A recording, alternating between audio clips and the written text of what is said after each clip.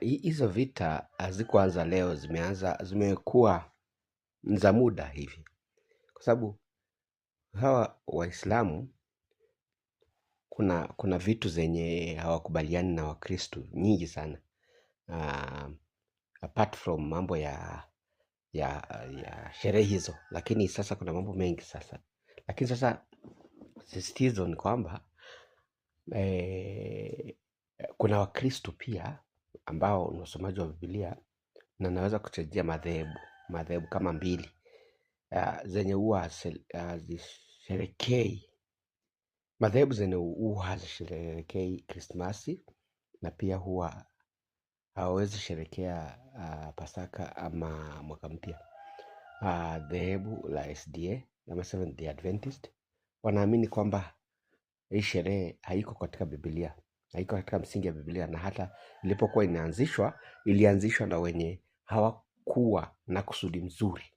Waliitoa kutoka kwa wapagani wakaileta kwa Wakristo, ambapo Biblia haikuwa inaruhusu, lakini wao walilazimisha. Wanaamini hivyo, na kuna dhehebu pia linaitwa Jehovah Witness ambalo pia linaamini ya kwamba Krismasi haipaswi kusherekewa.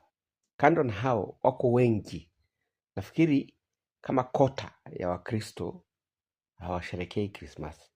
Si vile unafikiria kwamba eti kwamba ni Wakristo wote wanasherekea Krismasi. Kwa hivyo hao huona kwamba ni sherehe ya wahuni, ndio maana watu wanakunywa pombe. Wakristo hawaruhusiwi kunywa pombe. Unaona, sasa haiko katika msingi ya Biblia kulingana na hayo na maandiko, na kulingana na hao wenye kuamini ya kwamba watu hawapaswi kusherehekea Krismasi, Pasaka na mwaka mpya.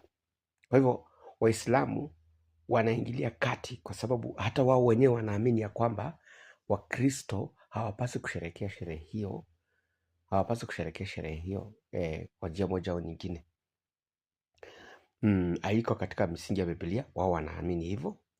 Kwa maneno ya Yesu Kristo, hakuna mahali Yesu aliambia mitume ya kwamba washerehekee siku yake. Hakuna mahali akasema kwamba, unajua hii kitu inaitwa doctrine ama inaitwa ndio misingi ya imani ya Wakristo. Misingi ya imani ya Kristo haijatokea kwa mtu kusema tu. Misingi ya imani ya Wakristo imetokea kwa watu kusoma Biblia, na katika kule kusoma Biblia kuinterpret ama kuitafsiri vilivyo, ndivyo wakatokea na imani kama mambo ya